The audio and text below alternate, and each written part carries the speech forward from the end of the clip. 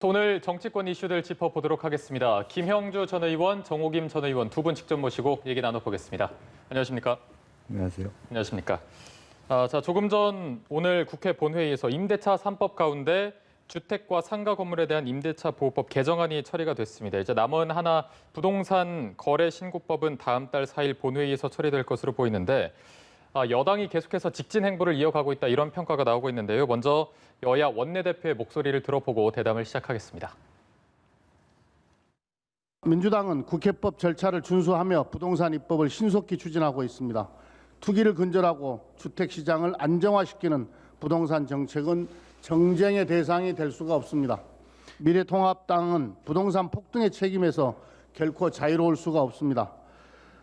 그러나 부동산 혼란의 반사 이익만 노리는 미래통합당은 여전히 시간 끌기와 회피로 일관하고 있습니다. 책임 있는 공당으로서의 역할을 다해 주시기 바랍니다. 곳곳에서 속도전으로 속도도 규칙을 지켜야 하지 않습니까? 소위도 제대로 구성되지 않은 상태에서 자기들이 내세웠던 선입선출도 지키지 않은 채 자기들 법만 빼내어서 또 관련 법안들 한 제목의 법안들은 병합심리하는 것조차도 하지 않고 토론 기회도 제대로 주지 않은 채 저렇게 밀어붙이고 있습니다.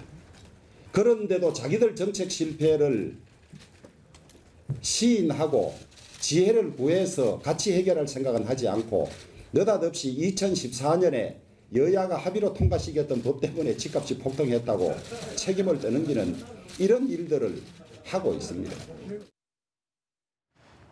네, 민주당 그야말로 거침없는 행보를 이어가고 있다 이렇게 볼 수도 있을 것 같습니다. 오늘 본회의에도 법안을 처리했고 이제 다음 달 4일 본회의에서도 남은 법안을 처리할 예정으로 보이는데 지금 통합당에서는 독재다, 독주다 이런 비판을 하고 있습니다. 지금 이런 민주당의 움직임은 어떻게 보고 계십니까? 그러니까 역대 국회 사상 이런 초스피드가 없죠.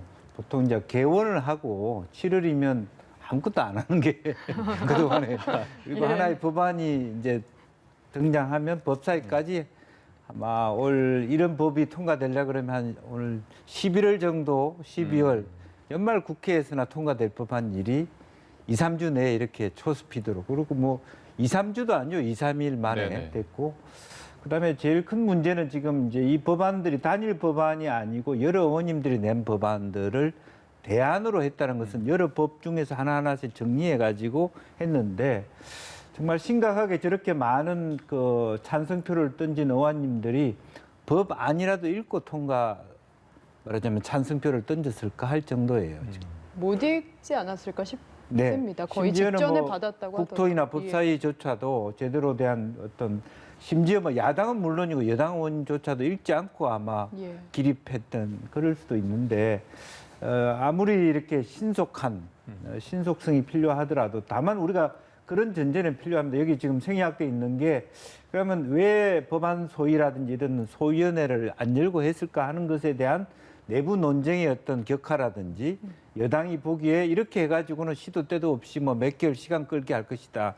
이건 과거의 스테레오타입일 수도 있고 그동안에 20대 국회가 서로 갈등과 불신 속에 이어왔기 때문에 그것을 그대로 21대에 지속하고 있다는 측면이 있는지는 모르겠습니다만은 그렇다 하더라도 실제로 너무 많은 것을 생략하고 있지 않느냐 하는 아무리 이제 당 지도부가 빨리 끝내야 된다라고 얘기하지만 그래도 어느 정도 하루 이틀 정도는 저 여당과 야당과 논의를 해가면서 또 실질적으로 이렇게 하더라도 여당만 필요한 법안만 싹 빼서 할 게 아니라 야당 간사에서 최소한 말하자면 일방적으로 하더라도 야당이 필요한 법안 몇 개는 같이 해가는 그래야지 조금 더 같이 협치를 할 수 있는 조금의 어떤 불씨를 남기는 거 아니겠습니까?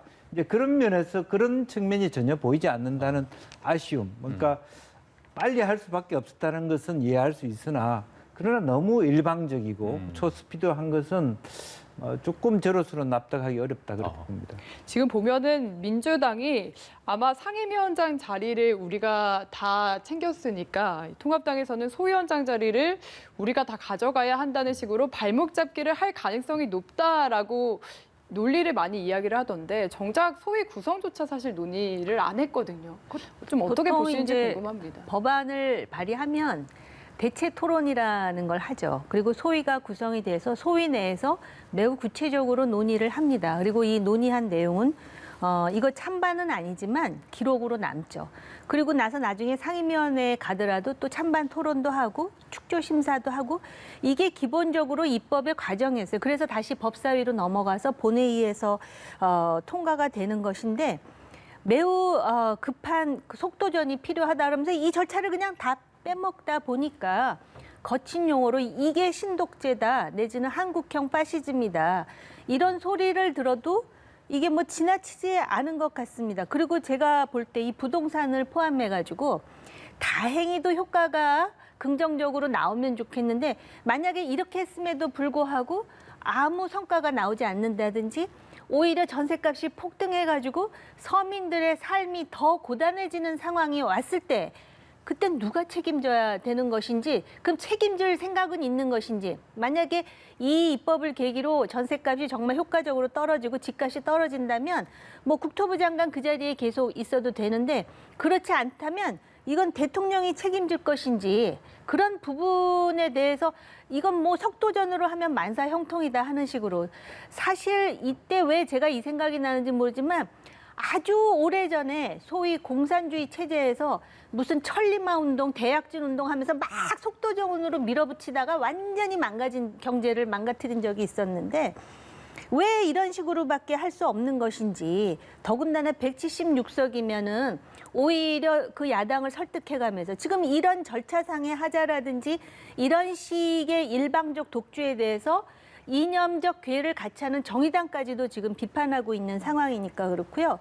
더 놀라운 것은 지금 김 의원님 같은 의견을 개진하면서 이건 문제가 있다라고 말하는 사람이 민주당 내에 누가 있는지 제가 아무리 생각해봐도 찾을 수가 없다라는 거. 이게 사실은 미래통합당이 속수무책인 것보다 더 심각한 한국의 입법부의 상황이 아닐까 이런 생각이 들었습니다. 네. 앞서 이제 말씀해 주셨지만 속도전의 이유는 이해하지만 그래도 너무 일방적이다 이렇게 말씀해 주셨는데 그렇다면 애초에 지금 그 원구성 협상 과정에서 통합당 몫으로 배정이 됐던 국토위나 기재위를 야당 몫으로 지금 맡았다면 지금처럼 이렇게 야당이 무기력한 모습은 안 보이지 않을까라는 지적도 있는데 이거는 어떻게 보십니까? 그래서 이제 그것은 이제 야당의 전략이기 때문에 제가 이렇다 저렇게 말하기 어렵습니다. 차라리 한두 개를 맡아서 여러 가지 안 되는 것을 야당에도 책임 전가되느니 보다는 하나 또 맞지 않겠다라고 하는 것이 지금까지의 야당의 전략으로 보이기 때문에 그런데 아마 실제적으로 제가 접촉했던 미래통합당의 개인적인 접촉했던 의원 보좌관들이나 주요한 인사들은 상당히 많은 섭섭함과 한탄을 하고 있어요. 상임위원장을 받았어야 된다. 지금은 정의롭고 이렇게 맞지 모르지만 이런 일을 하나하나 할 때 굉장히 더 무기력한 모습들이 되고 정말 실력 있고 일사불란하게 이 문제를 야당이 이끌어가서 전체적으로 뭔가 국민들이 보기에 여당은 너무 심하다. 하지만 야당이 대안이 있다 이렇게 평가하면 좋은데 야당이 허둥지둥하고 이를 뭐 챙긴 것도 없고 이렇게 되면 자중질환에 빠질 뿐만 아니라 굉장히 일부 이미 야당 의원님들 중에서는 굉장히 무기력하다. 이제 그런 이제 회의론에 빠지게 되면 최종적으로는 다시 야당 내에서의 리더십에 대한 어떤 불만이 나오게 되거든요. 이제 그런 부분들이 사실은 국민이 원하는 모습은 아닐 겁니다. 제가 원하는 모습은 저렇게 니들끼리 다 해라고 떠나는 것이 아니라 끝까지 속기록에 분명하게 이 법안에 어떤 식으로든 법안을 읽어보고 문제점은 이런 것이다라고 하는 끝까지 책임지려고 하는 모습, 제대로 된 비판을 하는 모습, 정책적 대안을 내는 모습을 내고 싸움을 하더라도 하고 떠나야 된다. 이제 그런 것이 저는 책임 있는 정치인 것이지 지금 그동안의 모습들은 굉장히 무기력한 모습이고 장외에 나가려니까 무슨 장에 나간다고 뾰족한 그동안에 이제 수가 있는 것도 아니거든요. 또 김종인 위원장님 스타일이 그걸 확확 바로 밀어주는 스타일도 아니기 때문에 정말 그 야당으로서도 곤혹스러운 지경에 있다. 저는 그렇게 봅니다. 그래서 통합당도 지금 장외 얘기를 꺼내면서도 선뜻 나서지는 못하는 게 아닌가 싶어요. 아니 장애 얘기를 꺼내기 전에 예. 지금 위원장 자리 몇 개 맡았으면은 좀 달라지지 않았을까라는 얘기가 이제 야당 내에서도 나오는 것 같은데 사실 통상적으로는 위원장을 집권당이 다 맡는다 하더라도 간사가 있어가지고 위원회를 개최하거나 할 때 이게 거의 합의에 의해서 그동안 해왔던 게 관행인데 예. 지금 여당 하는 행태를 보면은 거의 개무시 수준이잖아요. 다 예. 하는 거잖아요. 지금 하고 싶은 대로 다 하는 거기 때문에 그래서 저도 김형주 의원님하고 같은 생각인데요. 과거에는 이렇게 되면 야당 의원이 뭐 소리를 치르거나 한마디 이렇게 하거나 이게 뭐 TV에 잠깐 비춰가지고 어떤 정치적 효과가 있었는지 모르겠지만 지금 상황이 완전히 달라졌어요. 일단 176석이라는 거대 여당인데다가 오만 무도하기까지 해요. 그러면은 할 수 있는 거는 전문성으로 상대를 해야 돼요. 그러니까 뭐 니들끼리 다 해먹어라 독재다 이거는요. 길가에 다니는 범부 필부들도 다 할 수 있는 얘기예요. 그게 중요한 게 아니라 지금 부동산 3법과 관련해서 또 공수처 관련 입법과 관련해서 뭐가 문제고 당신들은 이런 문제 때문에 국민들로부터 책임져야 한다라는 거를 발언하면 다 기록에 올려주잖아요. 그럴 뿐만 아니라 정론관이 있지 않습니까? 예. 그러면은 황교안 전 대표가 인재라 그래가지고 뽑은 비례대표들 뭐하고 있어요. 전문가들이라고 들어온 사람들이 각자의 영역에서 얼마나 치명적인 하자가 있는가에 대해서 왜 꼭 집어서 기록을 해놔야 나중에 여당이나 권력에 대해서 책임지게 할 때 야당은 그때 103석밖에 안 됐지만 이렇게 호소하고 이런 문제 제기를 했다라는 기록이 있는데 정말 뭐 툭 하면 그냥 나가버려요. 지금 기억나는 건 그거밖에 없어요. 그러면서 장애투쟁도 하겠다면서 결기를 보이는 게 아니라 지금 할까 말까 뭐 이런 식의 모습을 보이잖아요. 그러니까 야당이 물론 103석이라는 그 숫자가 주는 그런 자괴감도 있겠지만 이 무기력해 보이는 한 여당의 폭주는 계속될 것 같아서 그게 더 걱정입니다. 네. 조금 더 철저한 분석과 대안으로 대응을 해야 된다 이런 말씀이신 것 같은데 심상정 대표가 이런 말을 했습니다. 전형적인 통법부다. 그러니까 행정부가 만들어준 법을 그냥 통과시키기만 한다. 지금 국회 모습을 그렇게 판단한 것 같은데 글쎄요. 지금 이런 모습이 좀 쉽게 바뀔지도 의문이긴 하지만 이런 모습이 어떤 계기로 바뀌어야 될지 또 바뀐다면 어떻게 바뀌어야 될지 좀 의견을 듣고 싶습니다. 사실은 민주당 내에서도 지금 이제 부분적으로는 여러 가지 어떤 그 법무부 행정이라든지 한 데 대한 자잘한 목소리들은 있습니다. 이건 좀 심하다. 오늘 보니까 이제 그 최고위원 선거에 나가신 분들 중에서 농내 의원님 같은 분들도 그런 말씀을 하시고 네. 자연스럽게 그런 목소리를 좀 귀 기울일 수 있는 계기를 만들어야 되고 야당은 작전을 좀 바꿨으면 좋겠습니다. 뭐냐 하면 조금 수치스럽더라도 자리에 들어가서 동의하고 자리에 들어가서 거기서 집요하게 질문하는 그런 모습. 그러니까 왜 이렇게 우리 야당을 거칠게 다루느냐고 투정하기보다는 알았다. 니네들이 그렇게 폭주하니까 내가 수그리고 들어갈게 하지만 국민들한테 훨씬 더 저 얘기가 맞다라는 것을 끝까지 하는 집요함이 필요할 것 같아요. 이제 그러다 보면 야당의 목소리에 올바른 목소리에 올리면 여당에서도 분명히 하답하는 사람들이 있을 거고 그런 힘으로 사실은 말하자면 국회라는 뜻이 존재할 수 있는 것이죠. 이제 막 그런 것이 진행되기를 기대하고 또 야당도 그런 어떤 과거 전통적인 어떤 저런 말하자면 뭐 전체적으로 뭐 원내대표 중심으로 회의해서 의결해서 뭐 하면 되고 안 하면 그냥 집에 가고 그런 차원이 아니라 정말 공부하면서 하나하나를 준비해가는 긴 호흡으로 그런 것이 저는 필요하다고 보여집니다. 그래서 제가 잠깐만 더 말씀을 드리자면 네네. 장애에 나갈 때 나가더라도 그런 그 노력을 소진했다라는 게 먼저 전제가 돼야 돼요. 왜냐하면 과거의 야당 모습이 103석이 아닌 그보다 더 많은 의석을 가질 때도 왠지 무슨 일만 있으면 장애에 나간다는 인식을 많이 이렇게 심어줬기 때문에 적어도 이런 부분에서는 정말 그 어불성설의 법안을 여당이 일방적으로 막 몰아붙일 때 적어도 제1야당으로서 이런 대안을 제시하고 이런 문제 제기를 하고 끝까지 국회 내에서 입법부 내에서 이것을 대화를 통해서 설득하고 민생이라든지 또는 국가의 미래를 위해서 이런 노력을 했는데 안 되기 때문에 이제는 장애로 나가야 된다라는 그런 부분에 대해서 이렇게 여론이 환기될 수 있는 그런 절차가 좀 필요할 것 같아요. 네. 네, 알겠습니다. 이슈 넘겨보겠습니다. 그 최재형 감사원장이 어제 국회 법사위에 출석을 했습니다. 그 감사위원회 직권심리 과정에서 대통령이 41%의 지지를 받은 게 국민의 대다수라고 해석을 할 수 있느냐라는 식의 본인이 발언을 한 게 맞다라고 인정을 했더니 여당 의원들의 비판이 정말 그야말로 쏟아졌거든요. 여기에 대해서 좀 어떻게 보셨는지 궁금합니다. 사실은 이것은 전체적인 풀스토리를 이해해야만 됩니다. 맥락을. 예. 그냥 그것만 놓고 얘기하면 상당히 오해가 있습니다. 예. 이 이야기는 이제 백윤규 전 통상사업부 장관이 원자력의 문제는 전 국민이 알고 있다. 그리고 대통령이 당선됐기 때문에 대통령의 공약이기 때문에 해야 된다. 이런 발언에 대하여 답변하는 과정에서 나왔습니다. 그러니까 전 국민이 알고 나는 모르는데 나는 국민 아닌가 이런 얘기를 감사원장이 한 적이 있고요. 실제적으로. 예. 그리고 대통령이 당선돼서 하는 것은 전 국민의 지지를 받는다에 동의 못한다. 결과적으로 대통령은 41% 50% 이내에서 당선됐기 때문에 이 원자력 정책에 대해서 호불호가 국민 전체가 100% 다 지지한다고 말하기는 어렵다. 그래서 깐깐하게 들어보겠다라는 의지예요. 그런 맥락 없이 갑자기 감사원장이 대통령이 41%짜리밖에 안 되니까 내가 안 따라도 돼. 그렇게 얘기한 건 아니거든요. 예, 맞습니다. 예. 그래서 그런 부분을 만약 잘라서 얘기하면 일반인들은 지금 들은 얘기는 불충하죠. 그런 식으로 얘기했다는 것은 감사원장이. 그렇지만 또 역으로 보면요.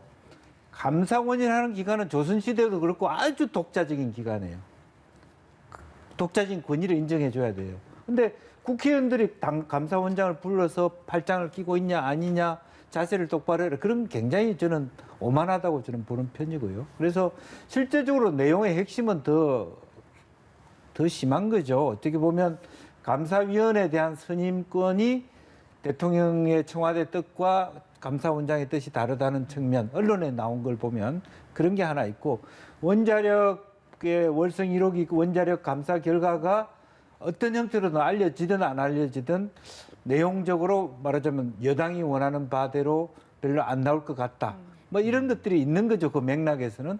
그래서 감사원 스스로가 정말 처음에 감사원장을 뽑을 때 7대 말하자면 청와대가 세운 어떤 기준에 다 들어간. 예. 그러면 처음에 초기에 감사원장 후보도 아니었습니다. 앞서는 후보들이 다 이것저것 하자가 있어 다 없어지고 정말 훌륭한 분으로 모셨다는 분이에요, 저분은. 그렇기 때문에 저는 흔들면 안 된다고 생각하거든요. 이제 그런 면에서 지금 이제 국회가 독주하고 있는데 지금 월성 1호기 관련해서 감사원장까지 저렇게 내 마음에 든다 안 든다 하는 것은 좀 과하다. 그렇게 과하다. 생각이 듭니다. 네. 어떻게 보십니까? 아니 이게 이제 월성 1호 원전을 해체하는 것과 관련해서 사실은 문제의 발단이 있고 이 탈원전과 관련해서는 논란이 굉장히 많은데 예. 탈원전을 이런 식으로 해서는 안 된다라는 저의 입장에서 말씀을 이제 드린다는 것을 전제로 이 월성 1호 원전을 사실은 개보수를 했어요. 7천억 원이나 들여가지고. 그런데 갑자기 무슨 경제성에 문제가 있다 그래갖고 이걸 해체하겠다고 결정을 내린 거예요. 그러면은 이걸 왜 이런 식으로 그 연한도 안 됐는데 갑자기 해체하느냐 해갖고 감사를 하라 그랬더니 계속해서 감사 결과를 계속 뭉개면서 발표를 안 하고 있는 상황이에요. 그러다 보니까 감사원장이 이거 빨리 감사를 해서 문제가 뭐고 진위가 뭔지를 확인하라 이렇게 된 거예요. 근데 일단 이렇게 해서 개보수까지 첨단 장비로 했는데 이걸 다시 해체하는데도 7,500억 원이 또 든다는 거예요. 그런데 미래에 뭐 우리가 전기차, 수소차로 뭐 이제 하는 시대에 산다 그러는데 그럼 전기가 필요하잖아요. 석유 한 방울도 안 나는데 원전 다 이런 식으로 하고 어떻게 하려고 그런지 내가 그 한마디만 하고요. 감사원장의 경우에 처음에 여당에서 뭐라 그랬는지 아십니까? 이 사람이야말로 미담 보따리다. 미담이 계속 나온다. 까도 나온다. 그 동료가 다리가 아픈 사람을 뭐 업고 다니고 또 뭐 입양한 그 자식들도 있고 해가지고 그러더니 이제 와서는 자기네들하고 뜻이 맞지 않는다. 그래서 무슨 탄핵을 해야 된다는 둥 뭐 대통령 41%라 그래서 그런 뭐 대통령의 뭐 국민의 합의가 된 이 원전이라고 하지만 이게 41%짜리 대통령인데 이런 말을 했다고 막 몰아붙이는데 이 최재형 감사원장의 얘기는 대통령이 아무리 공약으로 내세웠다 하더라도 41%의 지지를 받았다 해서 이게 국민의 합의는 아니니 객관적으로 감사를 하라라는 뜻으로 한 것이지 내가 폄훼한 게 아니라고 얘기를 하잖아요. 근데 이런 현상이 특히 이 정권에 들어와서 계속 나온다 이겁니다. 이 최재형 감사원장을 보면 윤석열 검찰총장이 자연스럽게 떠올라요. 살아있는 권력도 수사하라고 해서 했더니 윤석열 검찰총장을 완전히 화분총장으로 만든 것도 모자라서 그 한동훈 검사장 같은 경우는 어제 완전히 뭐 플라잉 어택으로 완전히 얼굴이 짓눌려가지고 지금 그런 전 세계에 정말 누가 알까봐 부끄러운 상황까지도 지금 연출하고 있지 않습니까? 제가 이 사람들을 보면서 우리나라의 윤석열, 한동훈, 최재형 그리고 그 정은경 같은 사람이 아마 정부에 계속 있으면 나라 꼴이 이렇게 되지는 않을 거라는 생각이 갑자기 들었어요. 이거 안 됩니다. 어떻게 이렇게 정부라든지 정권의 목소리를 따르지 않으면 이런 식으로 사람을 매도하고 말 안 들으면 손볼 거야라는 식으로 겁박을 하는 식의 이게 민주정권입니까? 이건 아닙니다. 네, 알겠습니다. 저희가 하나만 좀 더 여쭤보도록 하겠습니다. 민주당 당권과 관련해서 이재명 지사가 이제 휴가에 들어갔는데 휴가 동안 이낙연 지사를 만났습니다. 네. 이 만남이 어떤 의미가 있고 또 앞으로 좀 어떤 영향을 미칠까요? 글쎄요, 저는 이제 그 이재명 지사가 이낙연 그 의원을 만났다는 것은 사실은 큰 의미가 없다고 봐야죠. 너무 솔직한 네. 답변이십니다. 왜냐하면 예. 이런 후보도 만날 수 있고 그럼 김부겸 전 의원이 만나자 그러면 안 만날 겁니까? 예. 다 만난다고 뭐 정치적 행위일 뿐이다라고 하는 것이고 구도 자체는 뭐 여러 가지 어떤 그 의미 있는 덕담을 주고 나누는 것이 정치의 과정이죠. 그러나 저렇게 두 분이 만났다고 저 두 분이 뭐 유착을 했더니 뜻을 다시 모아서 뭘 한다 그렇게까지 갈 일은 아니지 않느냐라는 것이고 뭐 의외로 뭐 또 다른 의미에서 또 다른 두 후보하고 만날 수도 있는 것이죠. 또 실제 뜻은 다른 데 있을 수도 있는 것이고 그래서 크게 뭐 의미 부여하기보다는 서로 간의 어떤 그런 모습들이 필요한 거 아닌가 그렇게 생각합니다. 그러면 앞으로 이 지사가 어떤 정치적 입지 행보를 더 넓혀갈 가능성은 어느 정도라고 뭐 보십니까? 입지는 점차 넓혀가겠죠. 어쨌든 인지도가 거의 추격하고 20% 이상 됐기 때문에 그런다면 뭐 우리가 어린아이도 생각하더라도 1위 되는 분하고 친하게 지내서 되겠습니까?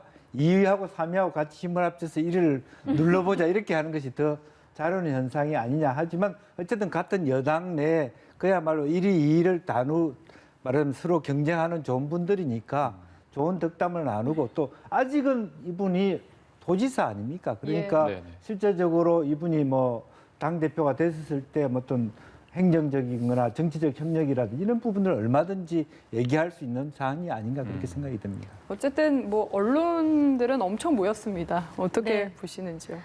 저는 그 내부 사정을 잘 예. 모르니까 관전자 입장에서 우선 최대 관전 포인트는 이번 그 전당대회에서 과연 모든 사람들이 거의 예상하듯이 이낙연 후보가 당대표가 될 것인가라는 것하고 이재명 지사가 저렇게 이낙연 후보를 만나서 환담을 하는 것을 보면 본인도 참 여러 가지로 생각이 복잡하겠구나. 지난번에 말 바꾼 거하고 더해가지고.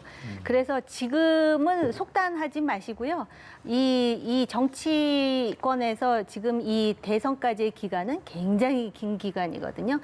여러 차례 요동을 칠 겁니다.